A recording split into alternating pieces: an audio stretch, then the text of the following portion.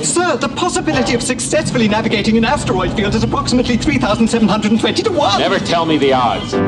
Hello, this is No, and I believe that if you take cranberries and stew them like applesauce, they taste much more like prunes than rhubarb does. Welcome to the After Effects Kickstart podcast.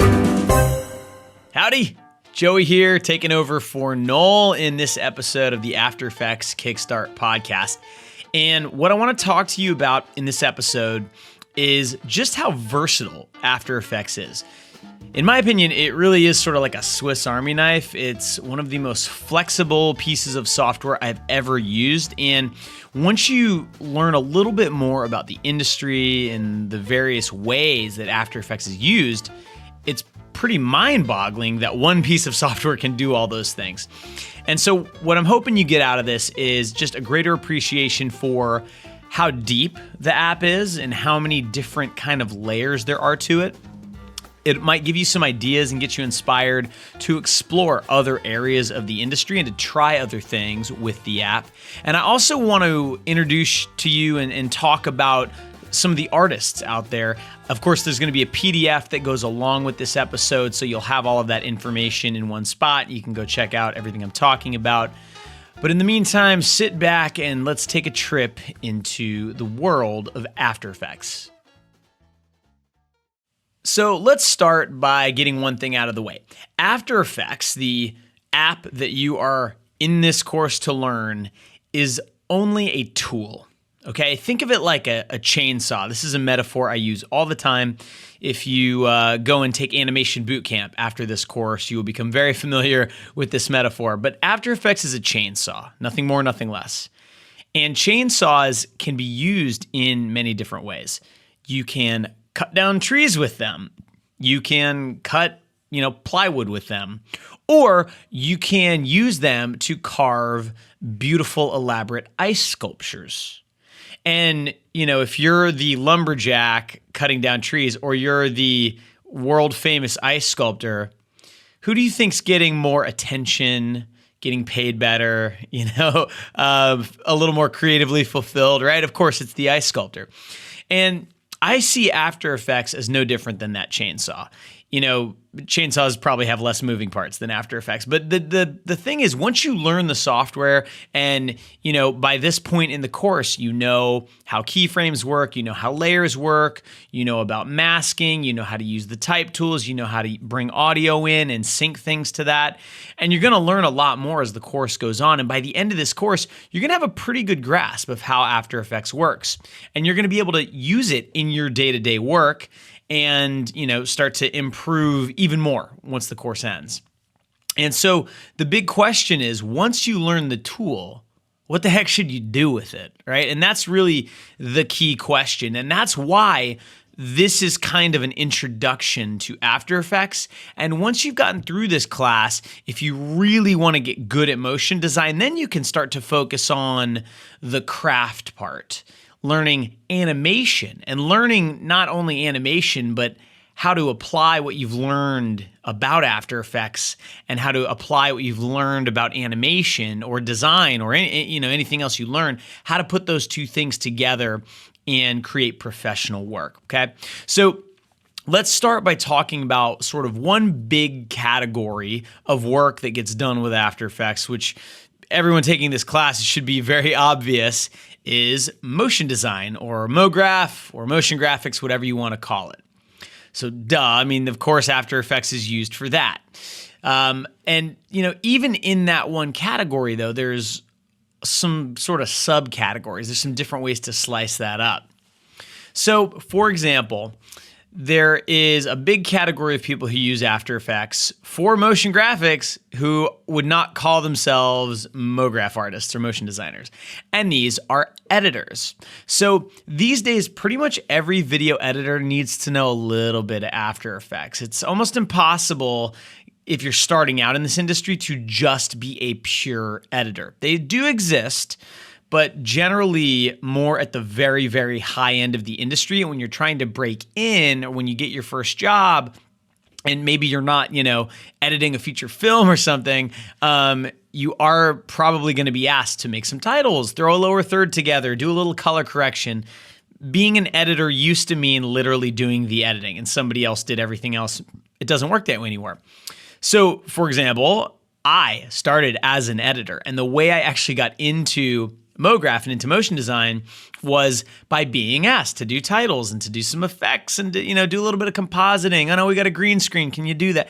And that's how I sort of became really well acquainted with After Effects and how I fell in love with the app and with, the techniques of motion design. Some other artists that I think you should check out who are editors that use After Effects. Mike Radke, who was interviewed on the School of Motion podcast, episode 13, we'll link to it in the show notes. Mike is a really good editor, but of course, it's not enough to be an editor anymore. And especially if you're an editor working with animators or working on pieces and spots that are driven by design and driven by animation, you have to be able to get your hands dirty, go into After Effects, maybe go into Photoshop, and be able to at least get around, okay? Another editor that you should be aware of is Jake Benjamin. He's a buddy of mine. He is a freelancer in New York. And if you go to Jake's portfolio, you'll see mostly editing, but there are some pieces that he animated. And while he doesn't bill himself as a motion designer, having that skill set makes him 10 times more marketable, more bookable. He's busy all the time. It's just an incredibly valuable tool for editors to have. And you can see this in the way After Effects is built, okay? So while, some of the features that we've been talking about so far are, basically the timeline and keyframes and masks and things like that, editors might be more concerned with some of the newer features. There's a newish feature, I think it was released in 2017, called the Essential Graphics Panel. And it essentially lets an After Effects artist create a template in After Effects that an editor can then use. And if you are an editor and you can build those things yourself, it is this incredible time-saving tool that you can incorporate into your work. After Effects also has a bunch of amazing color correction tools. It's not that common anymore to use After Effects as your primary color correction tool, but a few years ago, it actually wasn't that uncommon. And even now, if you're doing short form work, if you're doing a spot, or even if you're just doing a short motion design piece with footage in it, you can certainly do amazing, super detailed color correction in After Effects using tools like masks, some of the effects. If you go up into the effects menu and you look at the color correction section, you'll see a whole bunch of effects. After Effects, for the past several versions, has been able to work in a color mode called 32-bit, which that may not mean a lot to you, but it's essentially like the highest bit depth of color that you can work in on a computer. And it allows After Effects to do really, detailed color correction and compositing and all that kind of stuff. So it's built for editors like the ones I just mentioned. Now, it's also built for animators. So this class in particular is teaching you more on the animation side of After Effects, how to use it to create design and animation. And so, out in the industry, you typically, when you get to the higher levels of MoGraph, you find that there's a little bit of a separation where some people go off and become animators, some people go off and become designers, and then there's a few that can do both. All right. So first, let's talk about some of the animators. And I should mention that both of these artists I'm about to mention, they're both really good designers too, but that's not what they sell themselves as. They prefer to work with designers. So TJ Sokor, he is a really absurdly good animator that I've been following for the past decade at least. And we're going to link to some of his work. But I want you to check out a piece of his. It's called Fuel TV Fight or Flight. And this piece is from like the early 2000s, I believe. And the first time I saw it, I had absolutely no idea how it was done. And I actually emailed TJ and I was like, hey man, I saw your spot. It was amazing. And how did you do that? And he said it was all done in After Effects. And that kind of blew my mind. And I started going frame by frame through it to try and figure out how the heck he did it in After Effects. Because when you watch the spot, it looks like it was done in like a 3D app or something like that. And so what he explained to me was that, in After Effects, and this is something that at this point in the course, you're not really going to be very familiar with, but After Effects has some 3D ability in it. And even, 10 years ago when the spot came out, it had basically the ability to take the layers that you guys have been working with and rotate them in a 3D way. So they're still flat, but you can rotate them on an X, Y, and Z axis and get some kind of perspective and stuff like that. And he sort of hacked that feature to the extreme and made this insane piece of animation. So, animators like TJ, when they use After Effects, they may not care as much about the color correction tools and the essential graphics panel and the tracking tools, stuff like that. They care about things like the graph editor, which again, at this point in the course, you're probably not even familiar with the graph editor, and that is literally what Animation Bootcamp is about, really, is that feature. And so if you're into animation, that's the kind of stuff you're gonna want to learn about. Another amazing animator that I know will come up many times in this class is Jorge Estrada, better known as J. Arcanist. And I want you to check out, and again, we'll link to it in the show notes, his Crazy Enough title sequence that he did. This is a piece that I often show when I speak at conferences, when I give animation workshops, because it's one of these things where I show it to people and it's amazing. And if you haven't watched it yet, maybe pause the podcast, go watch it. But basically, it's simple shapes, circles, squares, and some type moving around the screen. That's it. It is the simplest design you've ever seen. Everybody listening right now could replicate all of the artwork, the look of that piece. But when you watch it, it's amazing. And what's amazing about it is simply the movement. The movement is so cool. It's so good. And that's kind of what Jorge is known for.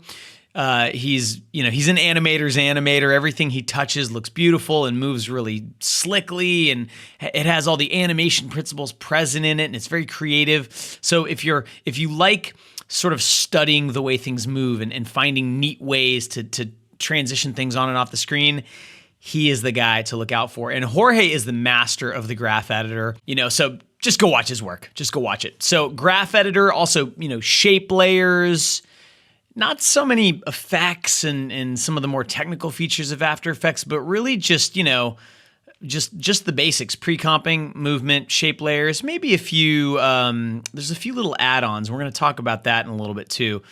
But animators really don't need much. They don't need all the bells and whistles that come with After Effects. And that's okay. So again, it's a Swiss Army knife.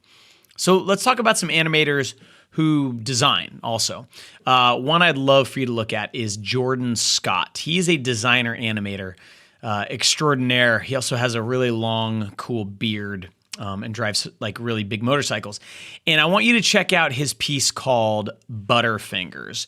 And it's kind of simple, but really clean, nice animation, but the design is really good. The look of it is excellent. And another artist that's got a totally different look, but also insanely talented, is Andrew Vuko. And I want you to look at his piece called The Power of Like, which again has kind of a simple design and just absolutely gorgeous, fluid animation. Now, animators who also design, I mentioned, they're kind of unicorns.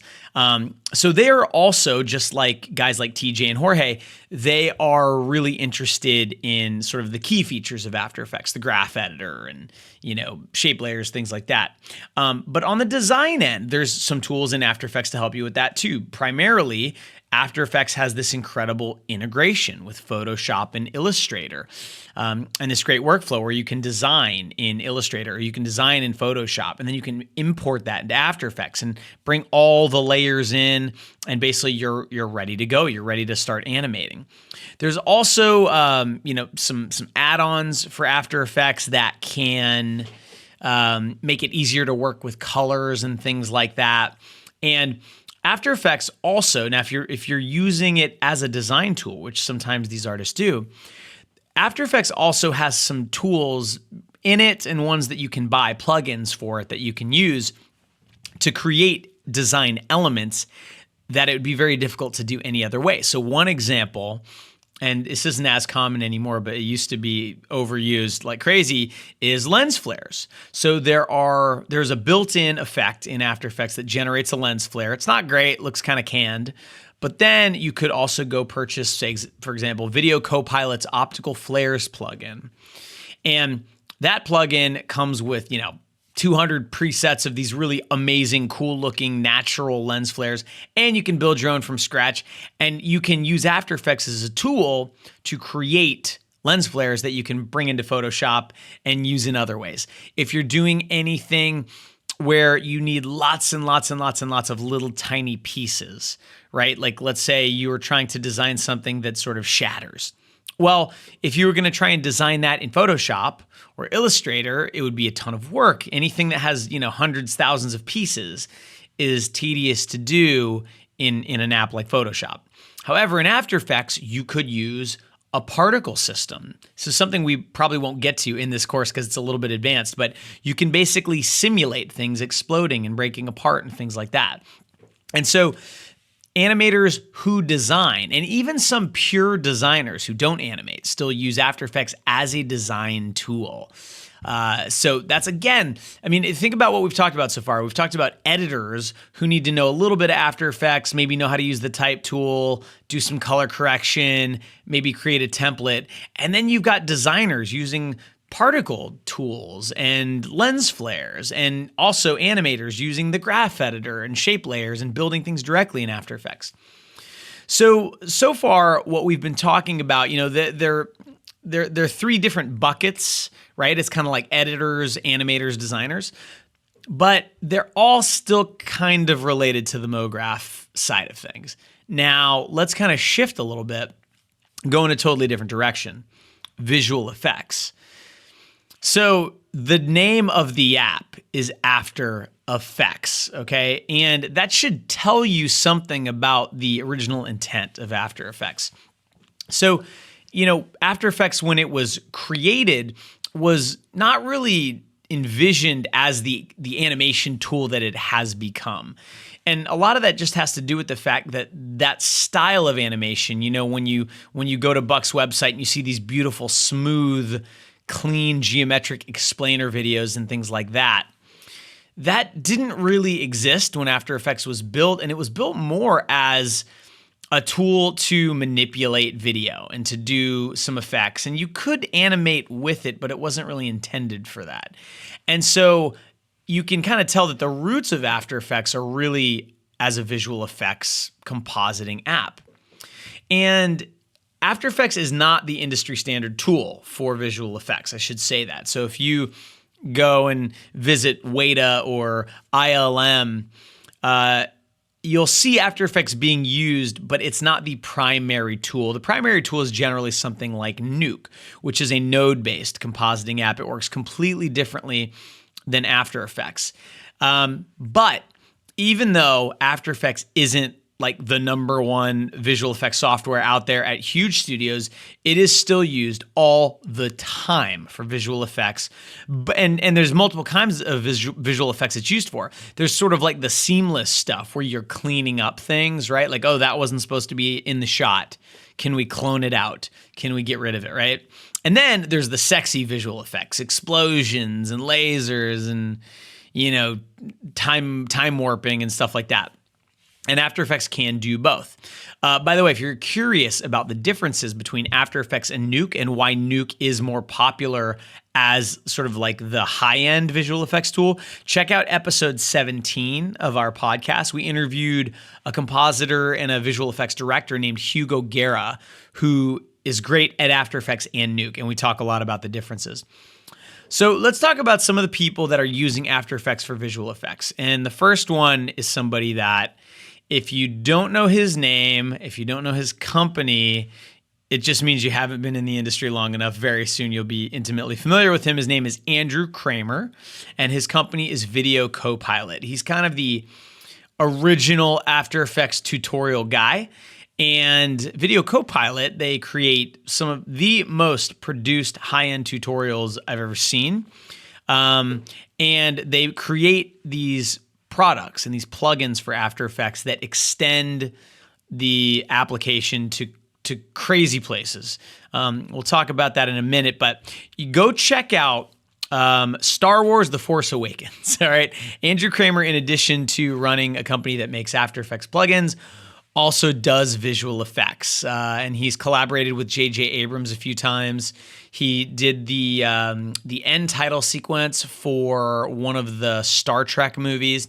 And he did some of the holographic kind of heads-up display stuff on Star Wars: The Force Awakens. And he did that stuff in After Effects.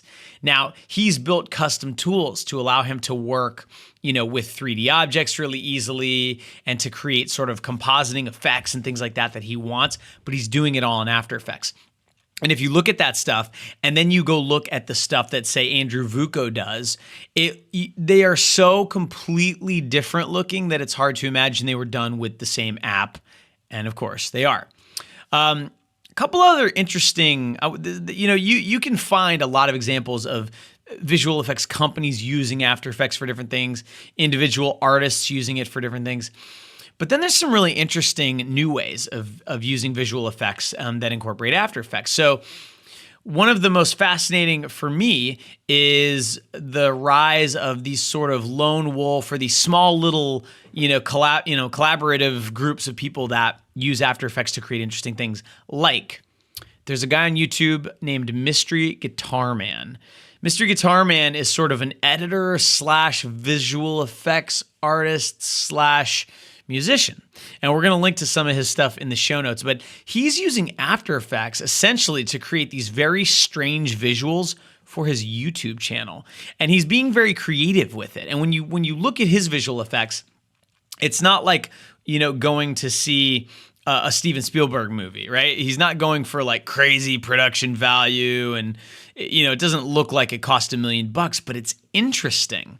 And calling it visual effects almost isn't the right word, but that's kind of the category that he seemed to fit into. And there's a lot of people like him out there now using After Effects because it's a relatively inexpensive tool, relatively easy to learn, and it has a ton of capabilities built into it right out of the box that you can do some pretty crazy visual effects with it. Another channel to check out is Rocket Jump. There's an artist by the name of Freddie Wong, and what he's doing is actually creating little short films and then little sort of behind-the-scenes tutorials about how he makes the short films.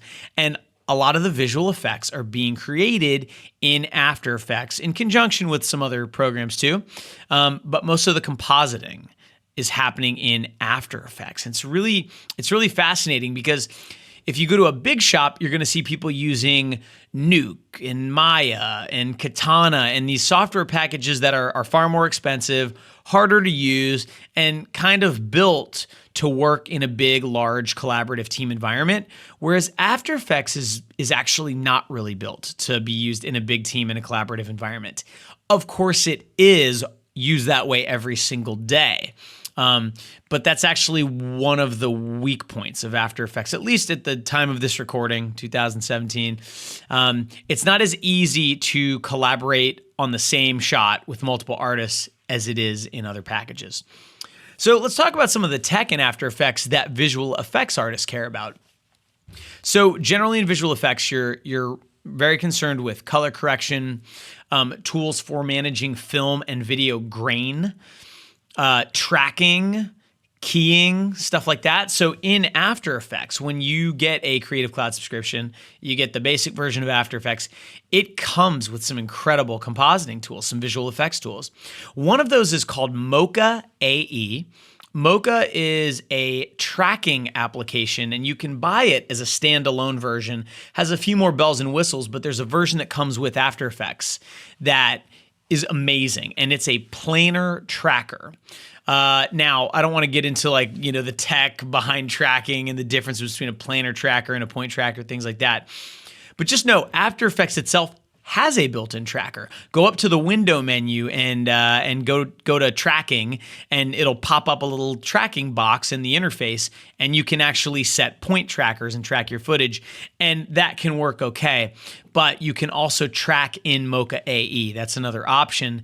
And when you do that, you have this entirely new app opens up, and it plays very nicely with After Effects, and you can get amazing accurate tracks on things like floors and walls and tables and even faces and things like that.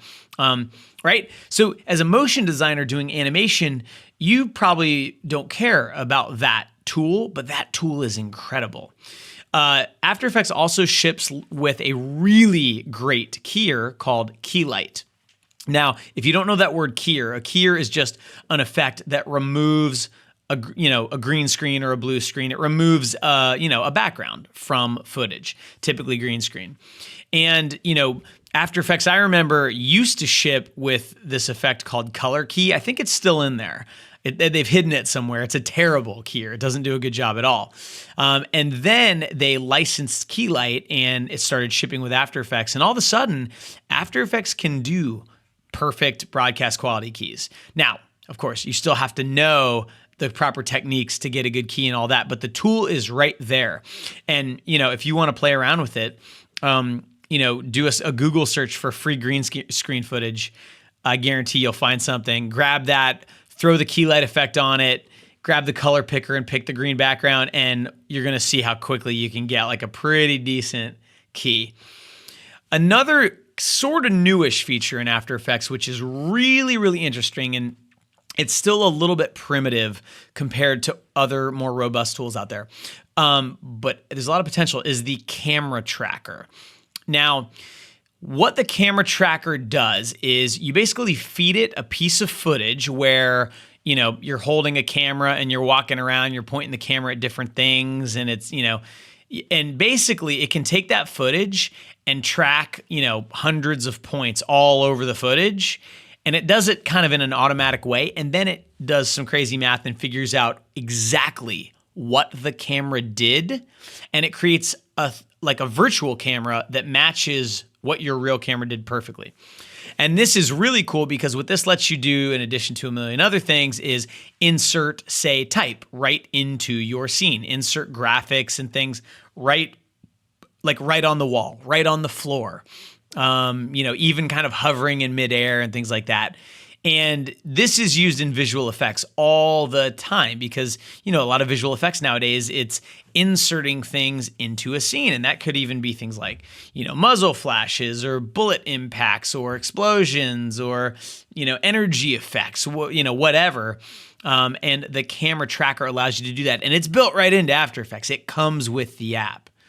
So again, that is a tool that, artists like Jay Arcanist and TJ Sokor and Andrew Vuko and Jordan Scott, they may never even once in their career touch it, but it's part of the app. And if you're a visual effects artist, that's the part you care about. Okay. So again, I keep trying to hammer this point home, and I'm just going to keep beating this dead horse till the end of this episode. After Effects is literally like no other program. It is truly a Swiss Army knife designed to do really slick animation, be a great design tool, and a complete visual effects and compositing app. All right, so let's move on and talk about some of the newer ways After Effects is being used. And this is still in its infancy, but it's very exciting. And it's an area I'm really interested in, and that is UI or UX prototyping. So UI stands for user interface, UX stands for user experience. Now, what the heck does that mean? So let's say you are building an iPhone app, and you've got this cool idea where, there's a button on screen, and when you push that button, it's supposed to, let's say, open up a menu. And you don't want to just have the user push the button and then the entire screen changes and now it's a menu. That's kind of boring. Maybe what you want is they push the button and the button literally grows and expands to fill the screen, and then all the menu options slide in, right? So it'd be like a much cooler transition. And not only would it be cooler, but it would tie the action of pushing the button to what happens next in a much more concrete way, which is a big part of user experience. Well, to do that, you're going to need developers to type in tons and tons of code to make that happen. And so you might be able to say to you think to yourself, I could just explain to a developer, this is what I want. But how do you show them what you want, right? You're not a developer, so you're not going to be able to program an app that does what you want that app to do. So there's kind of this translation problem. So up until pretty recently, here's how it worked. Someone would take the design of this menu and of this button, and they would import it into After Effects, and they would basically animate it there and then show the developer that. And the developer would then say, oh, okay, so it's sort of like about half a second, and then it kind of scales up to about like this. And then this thing slides in about like, I don't know, a tenth of a second later. And they would sort of have to manually rebuild the animation using code by looking at a render and trying, never mind like the fact that the animator may have spent a lot of time trying to get the animation to feel good, getting into the graph editor and tweaking and adding little nuances like overshoots and things like that. And the developers would oftentimes not know that. They wouldn't even be aware of it. They'd miss it. And so the end result wouldn't look very good.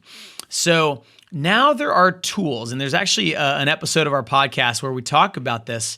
It's episode 10. We'll link to it. And we talked to Sally and Brandon from Airbnb about how Airbnb deals with this. And what they've actually done is they have built a tool that can take After Effects animation and translate it into code that you can give to a developer. So now After Effects can be used to design animations for an interactive piece of software.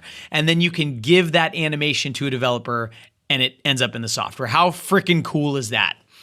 So some artists that have worked in this field, Sander van Dijk, and by the way, in other podcasts, I have referred to him as Sander van Dyke, but I heard Justin Cohn refer to him as Sander van Dijk, and now I'm second guessing myself. So now I've said it both ways. I've covered my bases. Sander is another name you're going to hear in this class. He's one of the best After Effects animators in the world. He's been, always trying to push himself and find really cutting edge projects to work on. And he's done a lot of work with Google.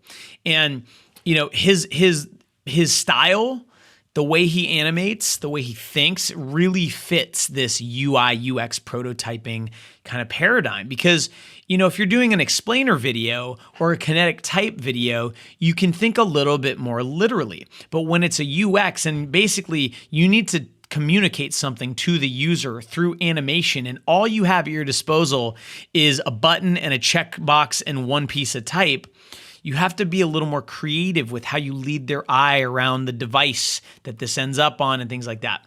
So go to Sander's site and you can check out some of the work he's been doing. Adam Grabowski has been working, I think he's full-time at Google. He was at the time of this recording. And he's done a lot of work sort of getting Google's animation vocabulary to be consistent across all their apps. And you'll notice little things like when a Google app loads, there's a loading indicator that's pretty consistent from app to app. There's actually an entire language that Google has for design and animation. It's called material design. And we'll put that in the show notes and you can check that out as well. And then finally, I want to mention Salih Abdul Karim, who is the animator that we interviewed in the School of Motion podcast episode I mentioned. And he works at Airbnb doing prototyping. And he is not a developer. So him and his friend Brandon worked on this really amazing tool for After Effects called Lottie. And Lottie works in conjunction with another tool for After Effects that's called Body Movin'. And essentially what happens is you animate the pieces of the interface doing whatever you want in After Effects. There are some limitations. It only works with shape layers and things like that, although those limitations might be gone by the time you listen to this. And then Body Movin' takes that information and converts it into a certain file that Lottie can then read on an iPhone or on an Android device or on a web native app like Facebook or something like that. And speaking of Facebook, Facebook has their own version of this tool called keyframes. So, tech companies like Google and Facebook and even Airbnb are kind of leading the charge here in turning After Effects into another type of tool, which is an app prototyping tool. And I think in the next 5 to 10 years, you're going to be hearing a lot about this, and this is going to be a huge growth area for motion design. And I'm really excited about that because I think it's so cool. All right, so going even further into the cutting edge, we can talk briefly about VR. Now, VR is still, at least as a consumer technology, still in its infancy. But in 2017, something interesting happened. Adobe purchased a suite of effects called Skybox Suite from a company called Mettle, M-E-T-T-L-E. Now, Skybox Suite is a set of tools, like plugins for After Effects, that aids in the creation of 360-degree and stereo VR content inside of After Effects. Now, there's not that many artists out there doing this yet. And most of the stuff that you see these tools used on is video content for VR, 360 videos and things like that. And these tools are used to sometimes stitch together multiple cameras if they didn't actually have a spherical camera. Adding type into the scene, you can actually get a camera solve and camera track 360 videos using these tools. You can insert objects into 360 video, graphics, designs, 3D objects, anything using this suite of plugins. And the fact that Adobe bought them, that means that likely they will be included as part of After Effects in a version coming your way soon, or possibly the version you already have. So now After Effects is becoming a VR tool, a tool not just for doing animation and visual effects, but even just working with video content in VR, doing interesting transitions, painting out the shadow of like the tripod that was holding the camera, things like that. After Effects is now kind of getting into this area. And so, over the course of this podcast episode, we've talked about like 4 or 5 completely different use cases for After Effects. And there's still one more I want to talk to you about. So After Effects, the way that I hope you will use it in your career, and I'm sure you will. And I'm sure the reason that you wanted to learn it is to make cool stuff, regardless of what that stuff is. Animation, design, visual effects, VR. It's an amazing content creation tool, but it is now also a platform, and essentially it's a cottage industry. And so, After Effects being this incredible Swiss Army knife, basically right out of the box, it can do a whole bunch of things, but that's actually one of its Achilles heels because it can do everything. There are some areas where, let's say you are an animator and you don't care about any of the visual effects stuff. Well, there are some things that aren't in After Effects that sure would be nice as an animator. An easier way to manipulate keyframes, for example, or an easier way to save colors and sort of have global colors like Illustrator has, where you can set a red color one time and it'll update all across all of your comps. And that's not built into After Effects.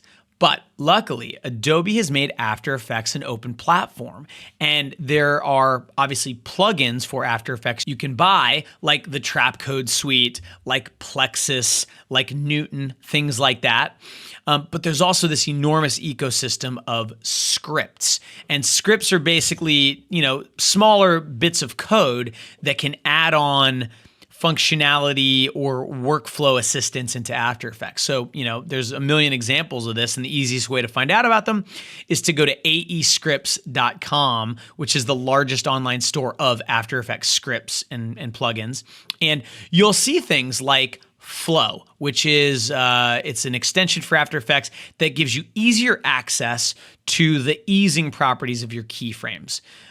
Which may not mean much to you yet, but if you take Animation Bootcamp, you're probably going to want that plugin afterwards. And if you're an animator, that's very important to you. Things like Ray Dynamic Color, which is essentially a dockable color palette that can save colors, but also allows you to use them globally. So if you pick a color and you apply it to 10 things, you can change all 10 things just by changing the master color.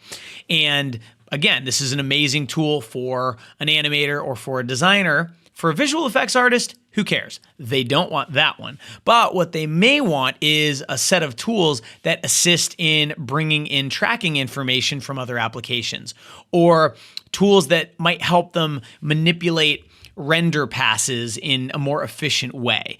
So this is the great thing about After Effects, is that there's so many scripts and plugins and ways to turn it into the tool that you want it to be. And because that is such a growing side of After Effects, people can actually make real money doing that. Check out episode 18 of our podcast to hear an interview with Zach Lovett, who is a great motion designer, but also a brilliant developer for After Effects. And he's created some scripts, like Flow is one of the ones I just mentioned, and Explode Shape Layers is another one of his tools. So like Explode Shape Layers, what that script does is lets you bring in Illustrator artwork. And typically when you bring it in, like let's say you had an Illustrator layer with a character on it and the character is made up of 30 pieces. Well, all 30 of those pieces are going to be on one layer. They'll all be separated, but they'll be separated into various shapes on the same layer, and makes it trickier to animate. So Explode Shape Layers kind of does the tedious task for you of separating each of those pieces onto their own layer, and it does it in like one click instead of, an hour of your life, which is what it would take otherwise. Again, this is just an example of a tool that for an animator, super worth it. For a visual effects artist, who cares? But there's other tools for them. And Zach on that episode is actually very honest about how much money he's made selling scripts. And, some of the plugin companies out there like Red Giant are big, 7 or 8 figure companies doing millions of dollars in revenue supporting motion designers. So After Effects is a Swiss Army knife. It's a tool for doing, sort of editor related stuff, color correction, templating, animation, design, visual effects in various flavors, some more cutting edge stuff, app prototyping, VR, and it's also essentially a marketplace for scripts and plugins, and that's like a whole nother angle that you can look at it as. So the conclusion to this long podcast episode is, what should you do with all this knowledge?